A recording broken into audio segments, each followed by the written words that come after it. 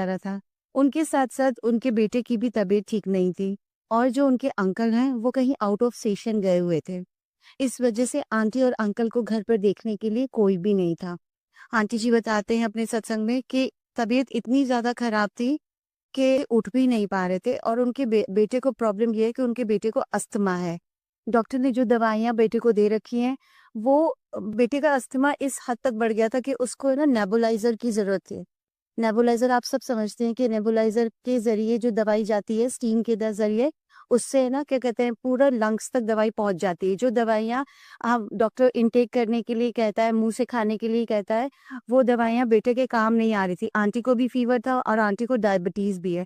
तो इस वजह से आंटी जिस जगह रहती हैं, वहाँ पे कहीं भी ऑनलाइन सर्विसेज़ की कोई भी सर्विसेज़ अवेलेबल नहीं है। अगर वो चाहो मेडिसिन बेटे के लिए ऑनलाइन नहीं मँगवा सकती थी। तो आंटी इतनी परेशान हो रही थी अपने बेटे को देखकर कि क्या करें, क्या करें? वो गुरुजी का रोज़ मंत्र जाप भी करते हैं। आंटी जी बताती हैं कि जो तबीयत खराब हुई वो अराउंड 8 ओ क्लॉक और 9 ओ क्लॉक के बीच में तबीयत खराब हुई और आंटी इतने परेशान कि वो खुद बेड से नहीं उठ पा रहे, उनका डायबिटीज़ इतना ज़्यादा बढ़ा हुआ था, घर पर कोई था नहीं। आंटी जी ने गुरुजी से बस अरदास लगाई, गुरुजी मैं तो इस लायक भी नहीं हूँ कि कहीं उठ पाऊँ या कहीं जा पाऊँ।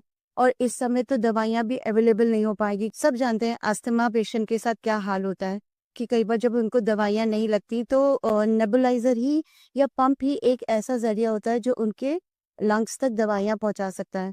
बेटे की हद से ज़्यादा तबीयत खराब, वो सिर्फ़ गुरुजी के अलावा इस समय उनके पास कोई आसरा नहीं था कि कहीं से दवाइयाँ आ पाएँ। उन्होंने हर किसी को कॉन्टैक्ट कर लिया कि किसी के पास नेबुलाइज़र हो, किसी के पास नेबुलाइज़र में यूज़ करने वाली जो दवाई होती है, वो दवाई मिल जाए, सिर्फ़ 1 डोज़ ही मिल जाए जिससे बेटा रात निकाल सके और आंटी फिर सुबह कैसे भी करके उसको उसका मँगवा सकें। आंटी जी के पास सिर्फ़ गुरुजी के सामने